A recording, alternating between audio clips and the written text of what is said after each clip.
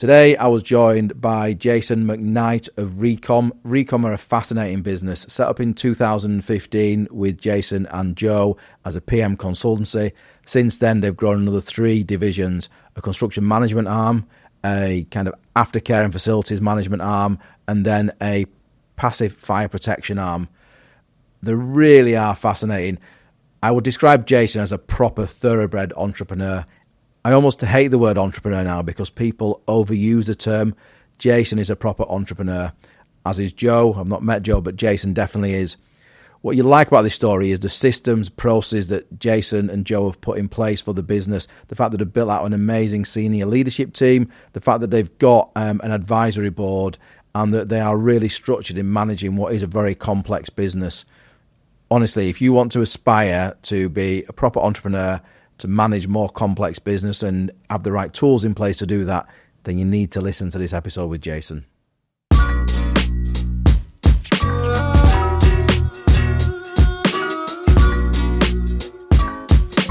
Jason, welcome to the pod. Thank you very much. Thanks for having me. No, absolute pleasure. Thank you for coming on board. I think you'd maybe seen the one with Rick, had you? And is that you originally? Yeah. So we used to work with Rick at AA Projects many years ago. Yeah. And we've been in touch and quite good mates and kept in touch throughout him starting his business up. Yeah. And like even whenever we kicked Recom off, he was one of the first people to text me to say, well done on doing it. And yeah, he's a great guy. He is, yeah, top bloke. Good.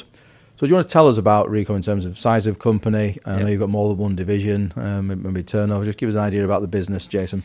Yeah, so we're a multifaceted business. Okay. Recom, we're in our 10th year of trading. We kicked off in 2015. Right. And the view was to get into project management consultancy. Mm-hmm. We thought that we could be a construction-led consultancy firm. That's how we started off. So myself and a guy I went to university with, Joe Dillon, we kicked Recom off with the view that we could hopefully be better than other consultancies at the time.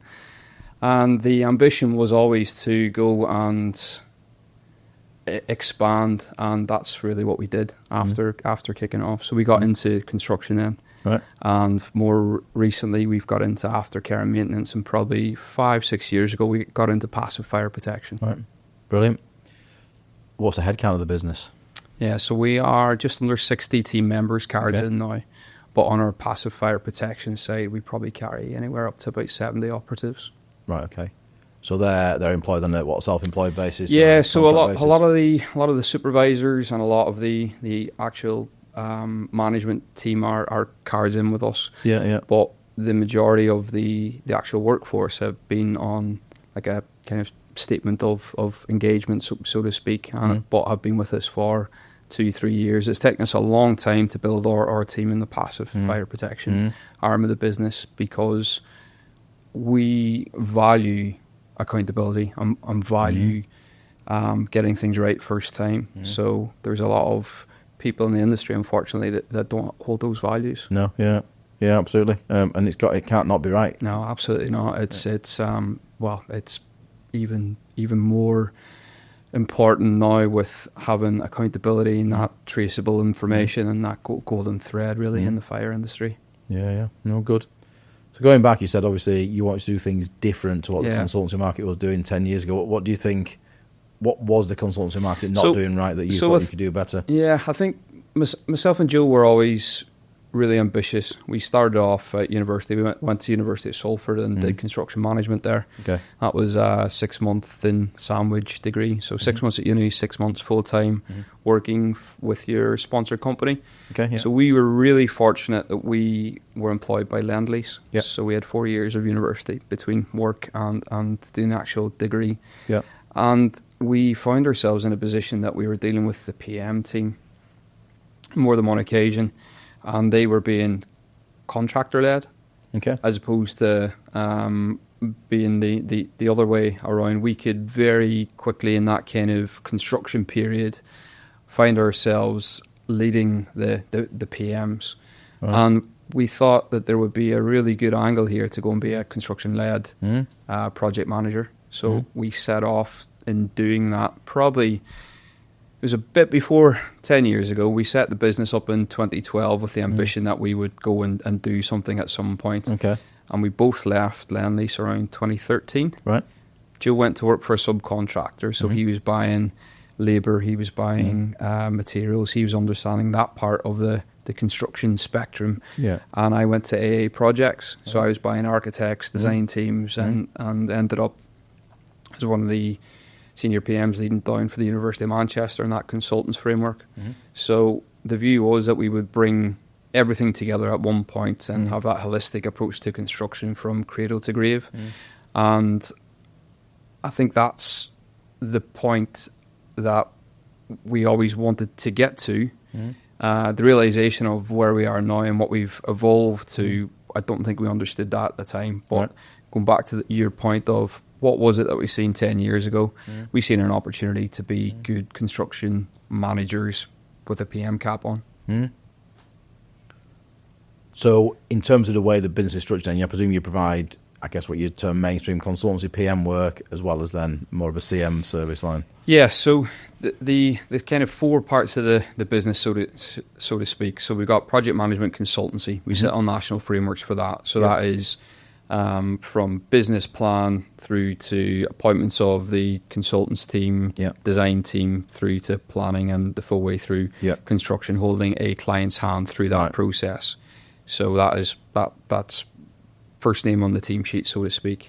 The construction arm we call construction management. We do anything from fit outs to we have done a new build temple in Oldham, which was an absolute fantastic project. That was under a CM form of contract. And we have been recently getting involved in interrupted schemes where main contractors gone into administration. We have taken over that role of principal contractor. The aftercare and maintenance division that we talked about a wee while ago it's to bounce off the back of the construction arm. So we were very fortuitous to get in the position that we were offered maintenance contracts. So we set up an aftercare and maintenance division to go and do that post completion. And then passive fire protection is our biggest growing part, our biggest growing business at Recom. So in terms of what we do there, we act with that PM cap on. That's what a lot of passive fire protection businesses don't do or don't understand. So that consultancy approach front end is what we do and deliver for our clients. So lots of Ministry of Justice, education, NHS, lots of public sector clients going and helping them with their estates master plan, with it from a PM perspective, but then actually doing the delivery of works ourselves. Right, brilliant. And I can see that in terms of, and hence probably why not only what you're doing in the passive fire piece, but also in the construction management piece, is that piece of, and we're kind of getting close to that with a lot of clients, a lot of your end clients now want consultancies to have skin in the game. They want you to actually drive an actual result for them, not just deliver, not just if it's a PM perspective, not just report. Likewise, on the contractor side, if you can actually drive, we actually want the outcome for the client rather than maybe going with the traditional contractor view, which is I just want to deliver the project, which is a separate mindset, if you understand me.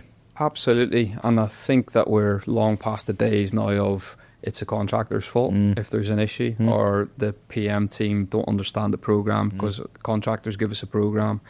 And we have molded ourselves into a business that understands every single part of that. So if we were to go to yourself as a new client and you had a service, we could offer you any different part of the fence of that service.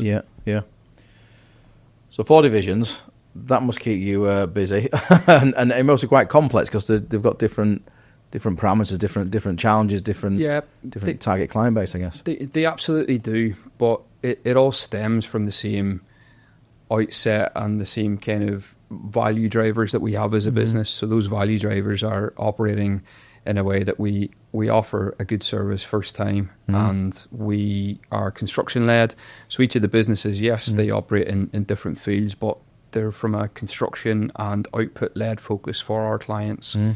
We have been really fortunate to bring in really good people into the team. So our group head of ops, he sits across all parts of the business. And we've got our head of consultancy, Luke Roscoe, head of passive fire protection, Sarah Ledbetter, and head of construction, Jordan Stent. And Lindsay Guest runs the aftercare and maintenance side of the business. Right. In terms of the headcount distribution, I know you said 60. Are they roughly equal? What's the distribution of people? Yeah, it's not far off that. Right. We've also made a lot of kind of inroads to our central support team. Right. So we know that a good business has to have a really good back of house and a really good team behind it to support with the foundations. Yeah. And I think that was probably one of the biggest lessons learned that we have come across with the past 10 years of running a business. Is it's not just about delivery from a feet on the ground type perspective. It's about that full makeup of your team and how that can add value to your clients. Yeah.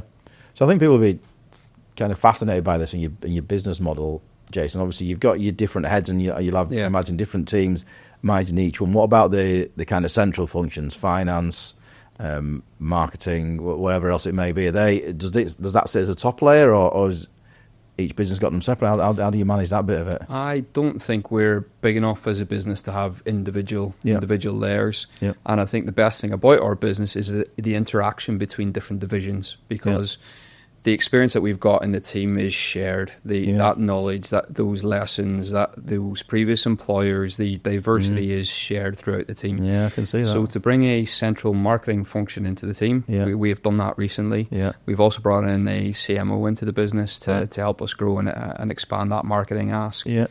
From a financial perspective, again, going back to lessons learned, probably took us until about year 6 of running a business to understand that you need a good FD. Absolutely. You need to ensure that your accounts manager is one of the absolute central backbones of your team and create that foundation. Yeah, whenever we kicked it off, myself and Joe were doing it all ourselves. And I remember sat until like 2 a.m. one morning with both of us on our laptops going through Xero and reconciling things, and it was it's not your skill set, frankly, is it? And not the best use of your time either, I wouldn't have thought. And it took Natalie, our per accounts manager, about 12 months to get us straight and narrow. But that's one of the biggest challenges that we didn't know that we had. But as soon as the realisation was there, we're in a position now that cash flows, projections and forecasts are done all in the same way across the businesses, and it's really streamlined. Yeah, and because ultimately, as your whatever your exec team looks like, you've got to be able to look at that and get a decent report on the P&L on varying things, because a consultancy is very different. You're just charging fees. That's it. Yeah. Versus then managing turnover for the contracting elements of the business, which is completely different. So absolutely. How do you marry that in terms of understanding? Because you've got 2 different sets of reports there. Yep. So centrally, we run our business on myself and Joe sit with each of the heads of, and James, who's our head of operations. We've created our own financial databases. Right. Okay. We have created our own systems that allow us to report in line with how we report per project. Right. And per business unit. So consultancy is very different to construction. Yeah. Construction is very based on CVRs and how you run those. Consultancy is time in, time out. And as you say, that's probably straightforward. You've got your look ahead. Yeah. Fire is mainly treated a bit like a subcontractor. Yeah. And it's shorter time frames, it's shorter duration of projects usually. But again, it's materials and labour, and on the PM side, PM time in, time out. So each of the financial reports that we do on a monthly basis are different but very similar. Right. We've created our own internal models to suit our business, and that's how we track and trace everything. Yeah. And everything's linked back to the Oracle, which is Xero, and we run a AI system called Float that links into Xero. So good for cash flow, isn't it? I think. Cash flow ahead, and as good as the data that you put into it. It must be stressful sometimes, though, because I presume they sit as 4 separate limited companies. Yeah. Sorry, people will be fascinated by this, Jake, because it's arguably quite complex, isn't it? What you're managing. Well, it could be quite complex that you're managing unless you simplify it. Yeah. So in terms of the structure of the business, you got Recom Solutions, and we're in the process now of running each business individually. Each of the codes is set up historically. It's been a case that we have wanted to pull the trigger on this at the right time, and we're in that transition period now of doing that. But arguably, we've been doing that for the past 3 years. Each business runs its own P&L. Yeah. Each head of that business unit operates individually. Overheads are split. Yeah. And it's not one. It's not one company that's muddled up. Every single unit is really compliant and has its own visibility on accounts and on everything that operates from an overhead perspective. Right. Excellent. And what about shared clients? Is there's an opportunity to share clients across that? I guess there is in some elements. Yeah, there is. Yeah. We sit on multiple different public sector frameworks. So from a PM perspective, we've been really fortunate to get on the Northwest Construction Hub recently. Brilliant. So we're on there as PM. For the past 10 years, we've been on University of Manchester Consultancy framework. NHS, SPS, those types of frameworks, RISE and Fusion 21. Yeah. So we've done that from a PM perspective. But then we've now started to push that with the other divisions. So passive fire protections on multiple frameworks, including SBS and Fusion 21 and stuff like that. Right. And then the construction business has come through and got ourselves on University of Manchester construction framework about 12 months ago. So the pacifier bit is direct with clients as opposed to subcontract arrangement through right? Correct, yeah. So which is good. So yeah, absolutely. Yeah. So through various frameworks, we go direct into clients with the fire side, but also we do the subcontractor route as well. Yeah. So we will work with a tier 1 main contractors. We might work under an FM provider, like an EME or someone similar to those guys, and we will subcontract into them as well. Brilliant, excellent. The business, I guess, is very northwest based. Is the plans to kind of expand beyond the northwest? I guess with the pacifier piece, that's definitely an option, I presume. So we do work nationally with pacifier protection. We've got a Midlands team, and we cover a lot of that kind of southwest part of the country. Okay, we've got a major scheme in Bristol at the minute. From a construction management perspective. So we've got a team there, and there's opportunities to go and grow that team. And historically in construction, we've been very fortunate to work in central London and work in different parts of the UK. Right. So it's not a case that we're focused on the Northwest. We're based in the Northwest, but we've got different avenues into different parts of the UK. So you've got a Midlands base. Is the plans to, say, set up a London office for argument's sake, or is it not something you need to do? If we were to focus on becoming that market leader in what we do right in the Northwest, that's always been the ambition and the target. From a consultancy perspective, would we work outside of Manchester in the Northwest? Absolutely. So there is ambition to go and grow that. Yes. Right, brilliant, good. That's a lot going on. Yeah. It all sounds like it's going well now, but I imagine you've had some pretty hairy moments through the course of running such a multifaceted business. I think it's been very iterative. Right. It's probably not having the right team has been a lot of trials and we've had a lot of trials and tribulations and not having the right team. And bringing in a senior leadership team into the business. So we've got James, who's head of ops. We've got Sarah, who's head of passive fire. Jordan's head of construction. Luke, who's head of consultancy. And Gemma, who's head of people. Right, okay. And then we've got an FD function, a CMO function.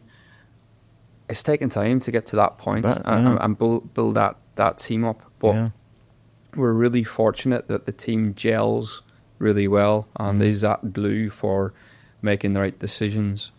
Have we had some hairy moments? Every business does.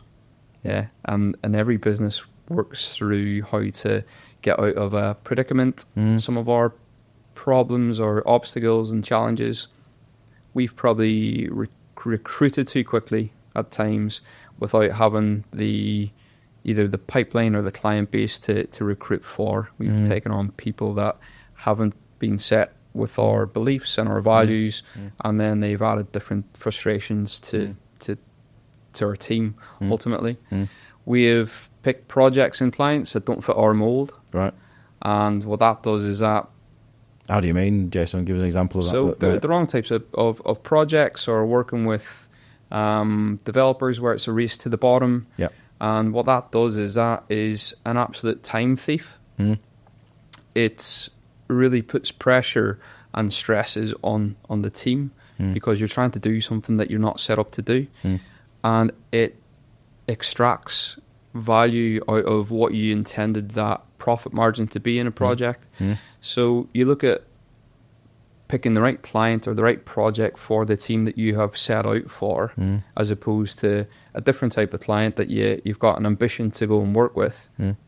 That's one of the rules that we stick by now. We always kind of do a go, no go on a new project, and we've got a criteria that we meet internally, and we don't go to chase a big shiny project that we are not set up to do, or that the client is somebody that isn't in our armour to go and work with. Yeah, absolutely. And I imagine on the construction side of things, there's always that potential, like you say, shiny thing of going for that bigger value project, which by definition starts to get more complex in nature. Yeah, look, bigger value, bigger risk. You've got to understand where that money is coming from, who's paying for that project, what the exit is for the client or for the fund or for the developer, and you've got to really understand that. Yeah, absolutely. So, I'm intrigued. How do you split your time? Is it in an average week? Is there some order to it, or is it? I just turn up. I just turn up.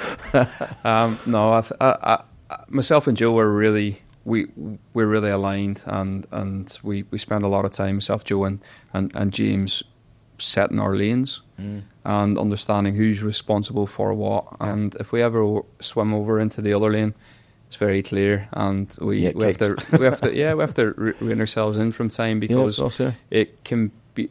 We know what our strengths and skill sets are. We know what we're good at. We know what others are better at in the team.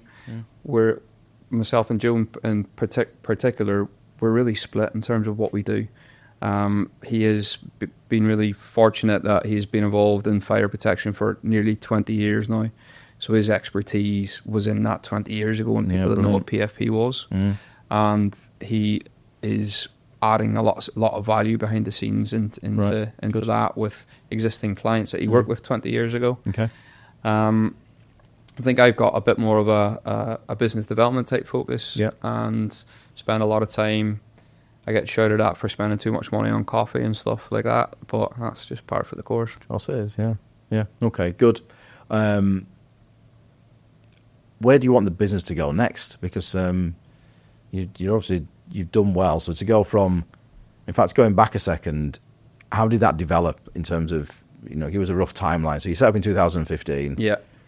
How did you get from there to 60 heads, 4 divisions? When did the different divisions kick off? So 2015, we kicked off, myself and Joe. Yeah. And we knew that we had made it whenever we got our first office above a chip shop in Trafford Park. Our office for about 6 months was the Ford Maddox, I think it's called, in near Fallowfield, one of the Wetherspoons pubs. Right. You could go and get free coffee there. So brilliant. We set ourselves up in there.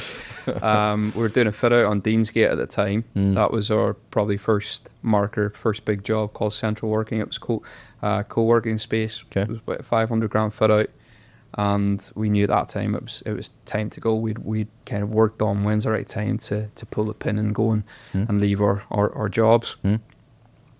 I think the good work that we did on Central Working put some money in the bank and helped us then to go and think about, right, what else can we do? Who else do we know? And we were very fortunate that we, at that point, got to start working with the NHS. We had been building our kind of processes, procedures and accreditations in the background. Right. And at that point, it was a case of, right, we've got a few plates here that we're spinning. We need to go and take some people on in the business and go and start to grow that. I would say by 2017, we got ourselves on the University of Manchester framework. We had started project managing on the consultancy side, a lot of passive fire protection works, and that's where that really evolved from being a project manager, seeing how per the contracting side of that industry is, and well, definitely it's getting a lot better now, but there is a great opportunity for us to go and evolve and grow that and give our own offering as PFP. Back to 2017, we got on a couple of major PM type projects, call them capital projects, putting stuff through, planning on Mayfield and stuff like that. And it was time to go and say, right, we've got 2 clear divisions here. We're doing fit outs from a construction side. We're doing PM. Let's go and invest in the team. So we took on a couple of bigger offices and we grew. There was enough. The next time was enough for maybe 15 people. And then it was to go up again, bigger enough to get maybe 25. And post-COVID, we were very fortunate enough to purchase our own office, which is next to Soapworks down near Ardsall Lane. Okay. And that the rationale behind that was cement ourselves, get somewhere that's going to be clear and a foundation for the team to go and grow. I can't say that there's one point or one eureka moment that gets you to 60 people or so and to the kind of growth plan that we've got. It is iterative, and it is about how we have taken on the right people, but also made those mistakes and understood what we don't want as a business and who we don't want to work with, and really influenced by people that we'd worked with in the past as well, I suppose. Brilliant. So where do you want the business to go from here? So from here, we want to grow our consultancy arm. So we have been working with a lot of different frameworks to go and grow that. So the Grosco, who heads that business up, we are spending a lot of time looking at what the next financial years look like. So we're trying to grow that. Will we work in other parts of the country? And that absolutely we would. So consultancy is to grow. Construction is really dependent on the market. So we are, again, very fortunate to be in public sector frameworks that would see you through a recession, and that's your consistent, and we need to really be very good on those. But we are more and more getting the opportunity to do reclads and buildings and bigger projects.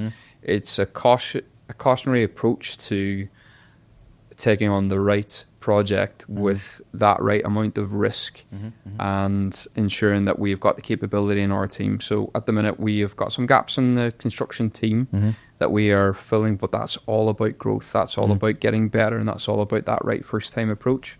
So investing heavily on the commercial side of that business and ensuring that we can apply the right technologies and procedures and processes that will get us up to the standard that we want to be at, which is continuously improving.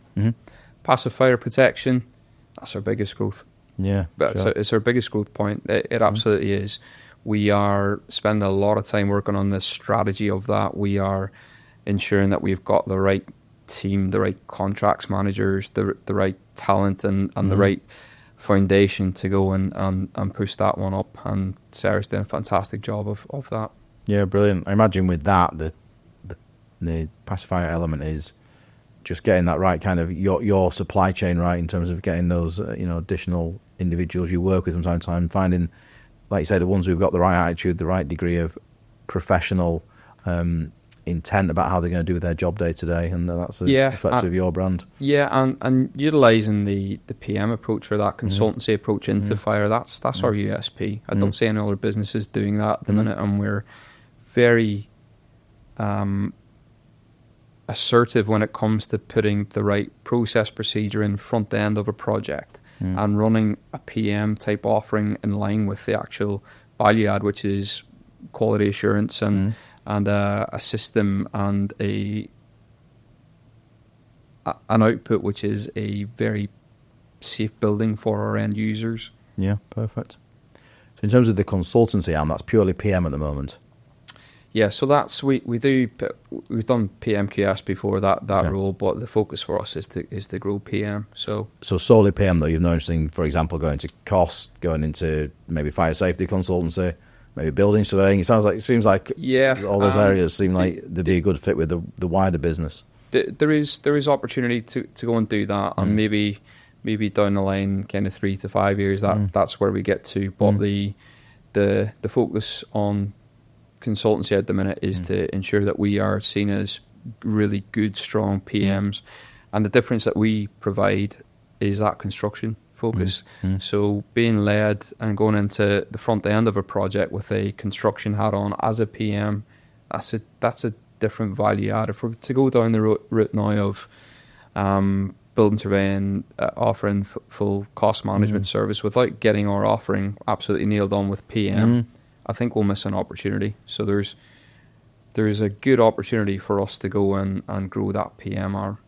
So when you say construction focus, does that mean that the individuals you're employing have come from a contractor as opposed to a consultancy, or not necessarily? Right. There has been that in the team, but whenever we look at the offering that we have on the different sectors of the business, that experience and that osmosis of education from construction to fire to PM. I mean, some of our fire team will school architects on what fire strategies are. Yeah.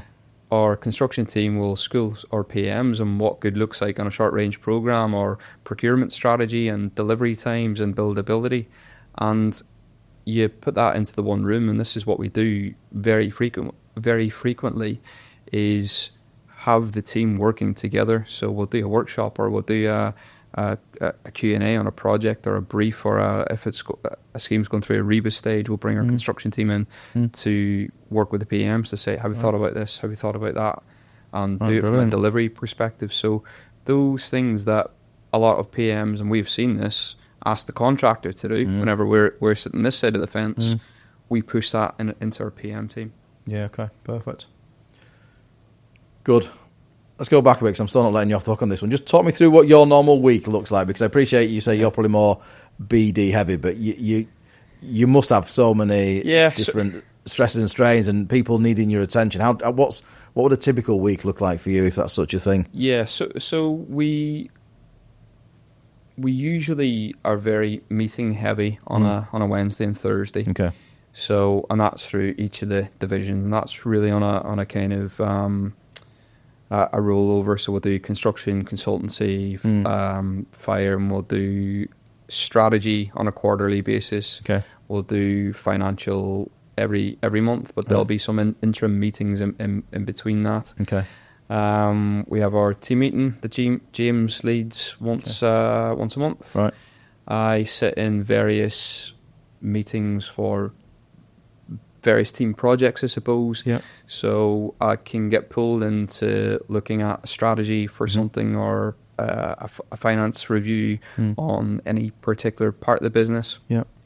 We try and operate on a 3-week look ahead in terms of our schedule. So that 3 weeks, I'll focus a lot of that time on strategy. Okay. And in my mind, it's like, right, what's the next 12 months? What's the next 6 to 12 months look like? And how can I put the right meetings in to make sure that we're ahead of the curve? Joe will do exactly the same, only in a different way. He will look at the business from he'll look at operations a lot. He'll look at finance a lot. He will spend a lot more time looking at that and working with the finance team.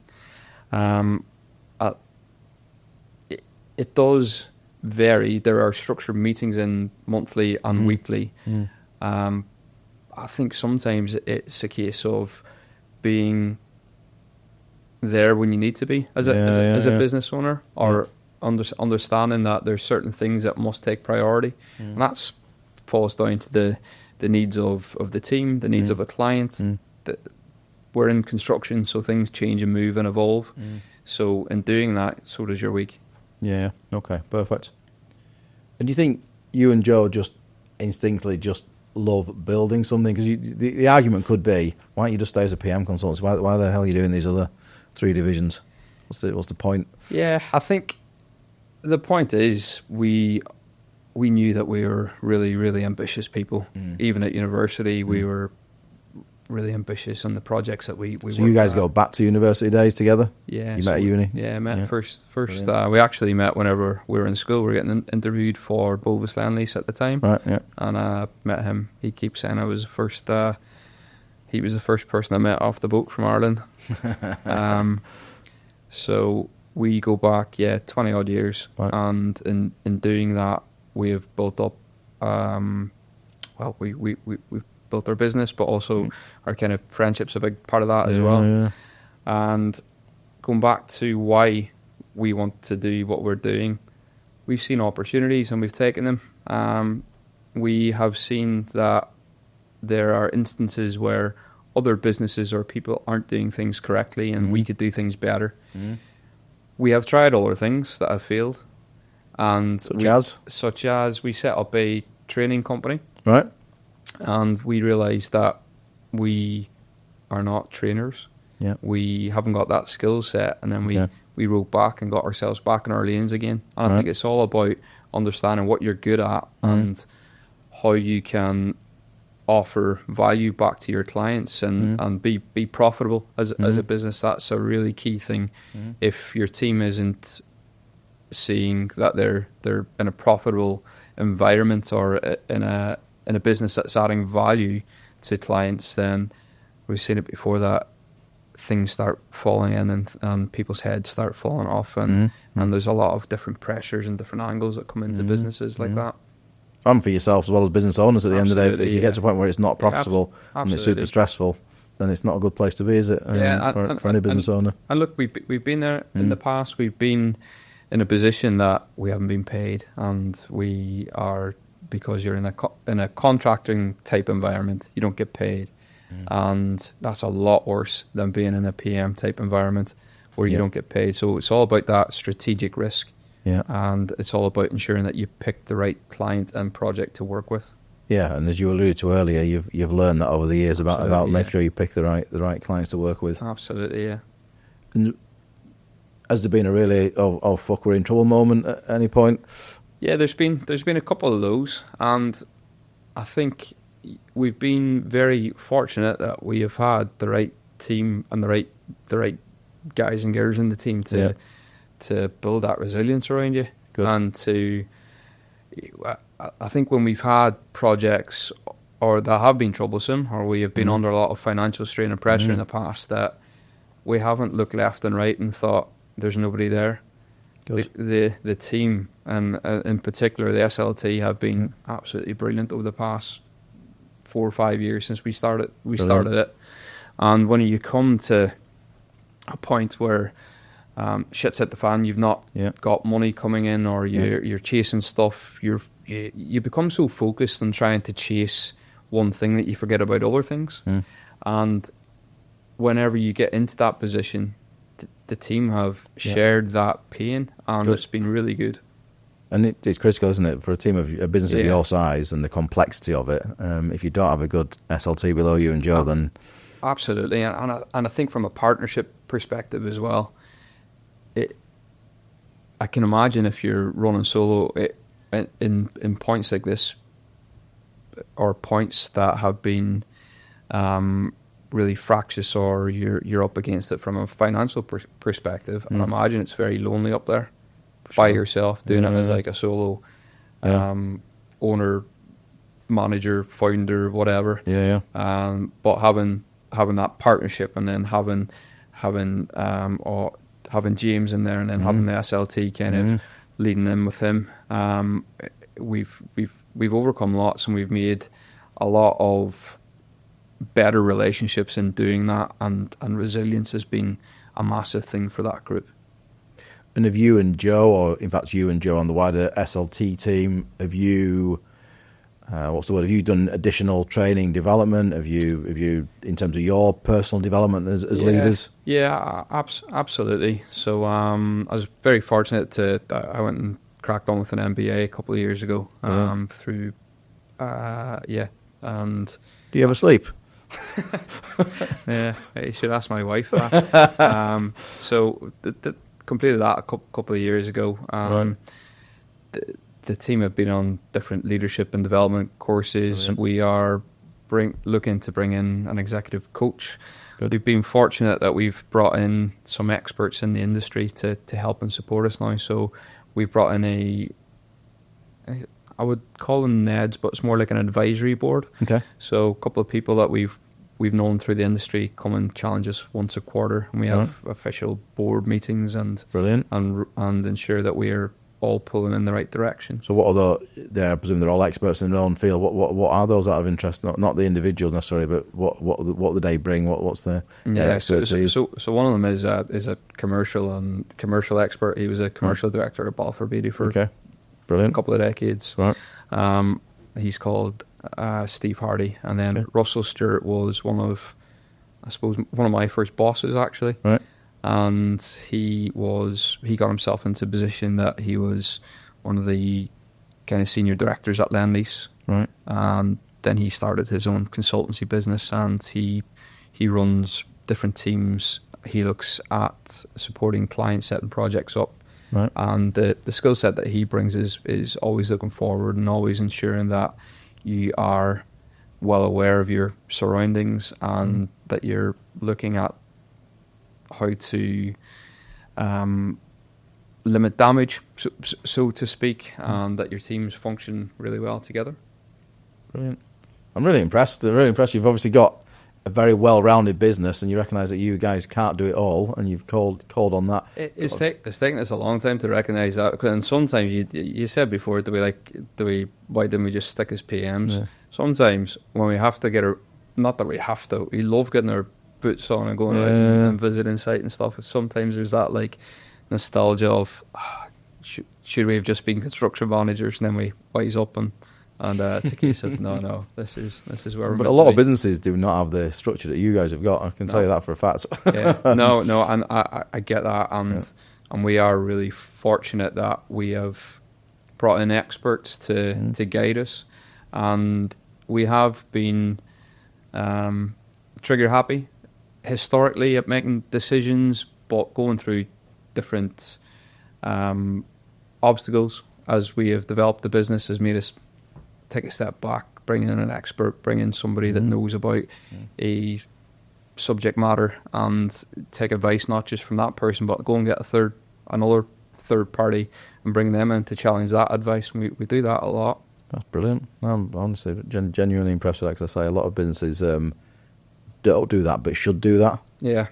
Because, like you say, none of us know it all, do it at the end of the day. Absolutely not. Yeah. You know, I benefit from having an NED now for the last 2 years, and he's brilliant. He's been there, and he's built something a lot bigger, but also seen what a lot of other smaller companies my size in the recruitment game have got right and wrong, and invaluable. And he's not there to manage a business as most NEDs or advisors are, but they are there to at least prod and poke and make sure you're strain tested about what your business is about. Yeah, and if you're okay with getting constructive feedback, which you need to be as a leader or as a business owner, then you're 100%. Going to get the value out of that. Yeah. And arguably, if you're not good at getting constructive feedback, then your business is probably not going to be in a good place. Because you're going to fail if you don't listen and you don't move and evolve and take things on board. You're gonna stagnate. Yeah. So is the plan to be 120 people in 5 years' time? Where do you want to be? What's the plan from here in terms of absolute growth? The plan is to as before, grow the different parts of the business. Yeah. Growth could be seen as different ways. It might not be headcount, but it could be value offering to different clients. Yep. So in terms of fire, I think as a people perspective, that will grow. Consultancy will grow. Construction will grow, but not as quickly as the other two. I don't see it as. Okay. So, and it's a topical subject, this, in terms of where tech is going, AI is going. Yeah. A lot of businesses.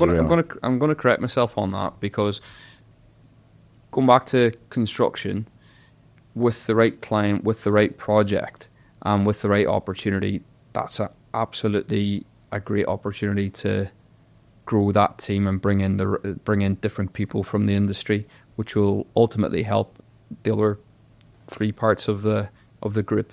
So I mentioned the project in Bristol before, so we've taken on an interrupted project and it's added 12 people into our team. Right. down there. So for the right, you take on some of the ones who, I presume, what, a contractor's gone bust, and you've. No, we've not taken on any of the previous team. We've recruited from the outset, and that's added a lot of value into our business. Brilliant. Okay, excellent.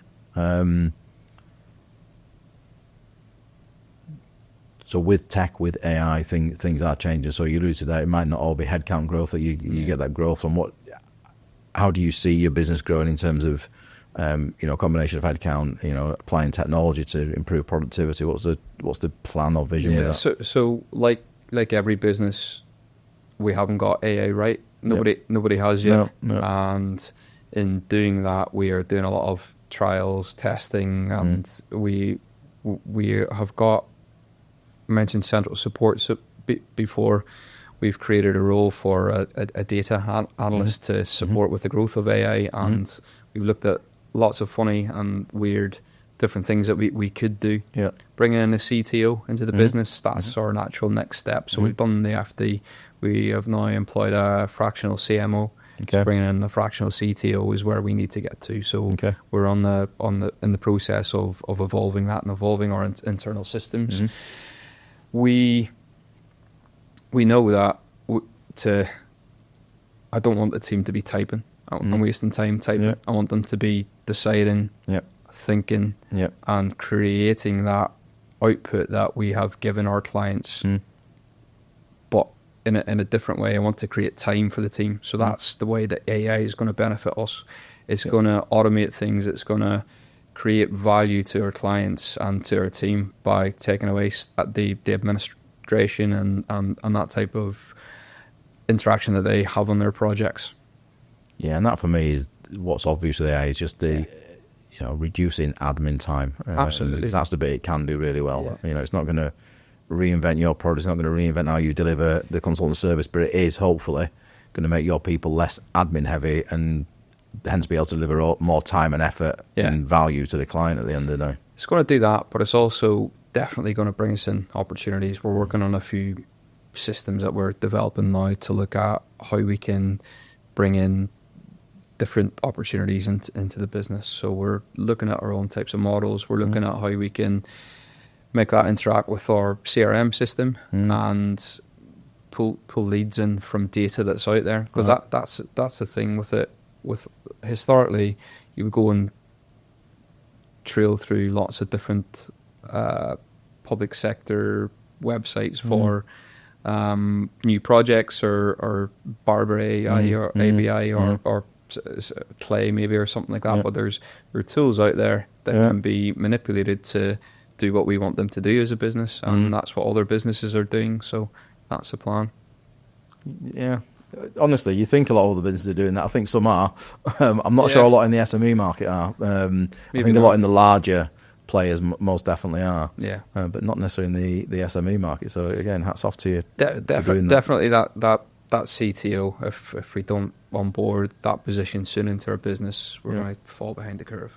Yeah. I have somebody to talk to you on that one. But anyway, so what CRM do you use? We're on Capsule. Right. So we use Capsule. We have looked at different systems. Twee, our data analyst, has done a takeoff on probably 6 or 7, and that's the one that suits us at the minute. Good. And it works well for us. And in terms of kind of day-to-day project management, is it a product that you use for that within the business? Not necessarily. Yes, there is. We've used Asana a lot before. Oh, yeah. We use FieldView, right? And I suppose the biggest and most productive tool that we use in the construction element is Sablono. Right. So Sablono is a tool that you can. I'm going to wind back on this. Sablono is a tool that sets out every single milestone of a project from a delivery perspective. Okay. The technology that it uses links in with your program and flags if any sequence or any event. So say that is first fix dry line hasn't been done. Right. It'll flag and send an automated response report to whoever that person is in that supply chain. Yeah. So what we're trying to do at the minute with Sablona is look to evolve that for the use front-end project management. Right. During the early Reba stages, you always get an 8 to 12 week window for certain sets of drawings being done, right, or certain sets of specifications being done. It'll take roughly 6 weeks, but what we're trying to do is say, right, what's in that 6 weeks? How do you break it down line by line by line? Yeah, okay. And then pull that data out to show clients, right, well, this is the advancement that you can make on your next project. So again, iterative, but we're in the process of working out how we can create something that will add value to projects or project managers, but also our client team as well. Brilliant. What do you see the future of the industry being? I know it's quite a big question, but how do you see it evolving? You know, we've got the constant pressure of skill shortages in the industry, which isn't getting any better. But how do you see it evolving, and what's the way out for the industry? It is a difficult question to answer that, and it's going to be funding led, government led, and we're coming up to a budget now soon, so we'll see what comes from that. Yep. From a people and getting people into the industry. 20 years ago, I was going around universities and speaking at universities whenever I was at undergrad and grad, as Joe was and other members in our team. We do that. So we do that with schools at the minute. Good. I'm not seeing a massive appetite at the minute for people coming into the industry. Yeah. And I don't know where how that's going to change. You look to the likes of CITB and how they can push and bring people in. Whenever I was kind of coming through, there's a lot of people that have been to Bertram Newton in Norfolk, and that was construction college. Right. There doesn't seem to be enough of that happening. I know that some of the degrees at local universities aren't as popular as they were. Yeah, but I suppose that gets you into the position of, do you go and do a big push on apprenticeships, and do you do day release type works? People coming into the industry, if we're going to move with technology, maybe you're looking at different types of people coming into the industry with different skill sets that will be interested in that digital type construction or digital project management. Yep. I think it's difficult to call, and I wish I had the answer, because I'd be setting up something to get ahead of the curve, I think. Yeah, it's difficult. Like you say, we've got a few challenges. One is the perception of the industry, and maybe not enough young people want to go into it. Yeah. But then also, I get on my soapbox about this. I think the apprenticeship model's broken. It's not enticing enough for employers to go down the apprenticeship route, and the government need to fix it quickly. It's not, and unfortunately, where it's broken is you come to apprenticeships, historical apprenticeships. You work your way up, and you get your swim badges, and you work your way up in a salary perspective as well. Yeah. But now after like year two, it's an automatic, quite large jump in salary. Yeah. Some businesses can't afford to do that, so they will be, unfortunately, taking apprentices on and then getting rid of them after that kind of point. Or losing them to somebody who will pay them money. Else. Yeah, absolutely. Yeah. So it is broke. You're right, and there needs to be something that's done to reinstate the apprenticeship model, because some of the best people that we have in our team have come through either that route or from a day release route. Yeah, it doesn't surprise me at all. I'm not all surprised by that, because you learn on the job, don't you? You do, absolutely, and you can mould those people and put them with the right leaders or the right people with the right experience. Yeah. But one of your biggest challenges now, Jace, to keep on growing from 60 heads to wherever you get to, is your people strategy. Absolutely, yeah. Because, like you alluded to, you probably made some poor hires. You've now got a great SLT team in, which is fantastic, and they will all support you with that. But that next phase of growth now is getting that bit nailed, both from continuing to develop future leaders in your business, but also then just finding the right core talent, I guess. Yeah, no, it really is, and spending a lot of time now on training development plans and ensuring that the team have got everything that they need to succeed, not just in their roles, but for the roles of our clients. Working in a partnership arrangement to ensure that we've got that longevity of relationships from a project's perspective, so that we can grow. Getting on more frameworks and opening more doors to attract the right talent, to attract the right team, and then being very selective with clients and projects, because what that will do, that will entice other people from different businesses and the like to come across. Yeah. There's something you said earlier, actually, I was going to touch on it, but you just reminded me. Again, I'm curious, from a marketing perspective, how do you guys get on with that? Because you're trying to sell a project management consultancy. Yeah. Then the other end of the spectrum, try to sell a fire protection contracting arm. Yeah. How does that all fit together from the way you market it, or is that a benefit? Yeah, no, it absolutely is a benefit. Depending on the lead or the client that you're in front of, or that first interview, or that first if you're sat down with a client for a meeting, there's a purpose in that. So that purpose is either consultancy, construction, and aftercare, or passive fire protection. So if you're there for a PFP type chat, the client their ears will start to pick up on, hang on, you do project management and you do construction as well. What other opportunities are there? And it's all about explaining it in a way that adds value to the service that you're offering at that time. So if it's construction, consultancy, or passive fire protection, you're there for a purpose, and you're discussing the experience in that team that will add value to the service line that you're offering.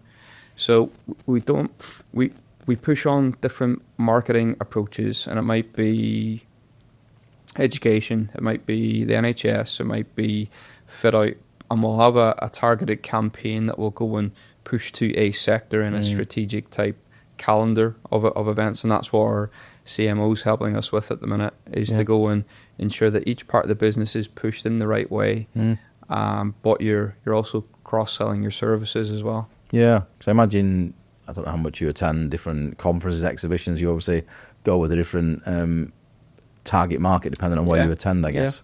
Yeah, so we attended Education Estates a couple of weeks ago at the GMEX. We had a stand there for passive fire protection. There's a lot of interest in what we do, and it's all about getting your name and your brand out there, and being seen, I suppose. And once people start to see and recognize your brand, then they start talking to you about other things. And I think it's quite interesting whenever you're explaining to somebody what you do as a business, or what services that you can provide, after they've seen one part, which might be construction, it might be consultancy, it might be fire, and then you talk about other parts, because in construction it's really evident that people need all those services that we offer. Absolutely, yeah. If someone was to say, though, Recom, what would they think the business is? Again, it depends who you're talking to. Okay. Yeah, so Recom from a fit out perspective. That depends on who you're talking to. Recom from a fire perspective, again, it depends, but I think that's the beauty and the good thing about our business is there's always another opportunity, or another layer, or another strand that you can support your clients with. Yeah, brilliant. Good. Jason, that's been a really fascinating discussion, and I think people genuinely get a lot out of this, because you are, it's a much abused term, but you and Joe are proper entrepreneurs, because you've seen different angles and you've done different things. You've not just stopped in your lane. Yeah, to an extent, it's obviously still within the kind of realm of construction, but honestly, I think people will find that really fascinating. I hope so. To give you a bit of a pat on the back, genuinely, I think you are more advanced than a lot of other companies that I speak to and have general conversation with, because you don't think you know it all, and you've gone out and you've got experts to help you grow the business, and you've got a decent strategy. You've built a decent senior leadership team. Can't stress enough, one of the biggest challenges a lot of certainly consultancies have at the moment, and probably a lot of contractors, they don't have a good succession plan. They don't have a good senior leadership team, or a strong enough senior leadership team, and that's an issue for them, and that's going to impede their growth, I think, going forward. Yeah, absolutely. So I think appreciate it. And nailing it. Well done. Thank you very much. Fascinating to see how you get on in another few years. The rate at which you'll grow, you'll have gone into something completely different by the time I speak to you again. Maybe. Take on Elon. Amazing. Last question is, yes. Who's been your best boss or mentor within your career? Yeah. I think there's probably been two. Okay. And I personally have been very fortunate to work with lots of good people. And we have pushed our a lot of the way we lead teams and lead people on this. So first one is a guy called Steve Boyd. So right. Steve was one of the construction directors at Lend-Lease. Okay. And Steve's team leadership was phenomenal. Right. He could get the best out of people. He could create a team, lead a team, and his skill set was in ensuring that people do really well, and encouragement, and ensuring that they've got the right foundations or are on the right project. But that time that he would take out of his day to go and focus on individuals was phenomenal. Yeah. So really hard-working guy. He's now one of the kind of lead construction directors at Domus. He's moved across after about 25 years from Lend-Lease. So Steve Boyd is the first, and I mentioned Russell Stewart before. So Russell was he was one of the project directors on Spinning Fields, and then he moved to grow with Lend-Lease and set up his own business. But the reason why he's been really important, his skill set's a bit different than Steve. He's really direct, really laser focused, accountability, getting stuff done on time, urgency, and really, really clear on his expectations of his team. And we have taken, I suppose, a mould out of what Stephen and Russell have done. And Joe's been fortunate to work under both of those guys at different times. Brilliant. But Russell, from day one of setting Recom up, he had his own business at the time, and he used to meet me and Joe and coach us and mentor us. Right. COVID came along, and Russell came into the office and sat us down and went through, right, where are you getting money from? We don't know what's going to happen, right? And really got us kind of set on the right kind of road to success. And he has been a consistent mentor to us throughout the past 10 years at Recom. He sits on our advisory board now. Amazing. So I would say with that, we've also had our own fair share of bad leaders and bad managers. Yeah. And when you reflect on those traits about being either egotistical or being a shouter, being putting team members down, that's the leaders that we don't want to be. From a mix of kind of plotting down all the skills and traits that different people have had, we've used those to go and create our own type of identity. And I think that what we see or what we want Recom to be is led by a leadership team that's calm, clear, yes, focused, absolutely, and they are accountable, or the team is accountable, but it's from all the kind of traits of good and bad people that we've worked under. Amazing. Jason, thank you. Really appreciate that chat today. Thank you very much. Keeps on going from strength to strength for Recom. Cheers. Appreciate it. Thank you. Cheers.